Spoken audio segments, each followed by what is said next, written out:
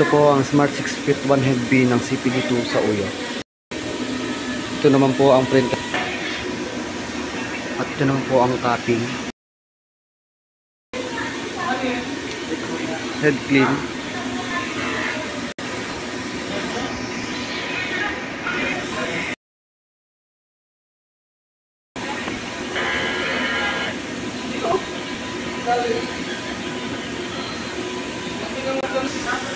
Punasan ang wiper after ng head clean. Kaya ang printer head area. Ito naman po yung ink tank. Nasa tamang level naman po. Ito naman yung AVR. Ito naman po yung waste tank. Nabal na po siya last week. Ito naman po yung ICC profile. This week, nakapag-print kami ng total of 97 meters. Sa consumables naman po ito po sa paper. Sa ink naman po sa yan.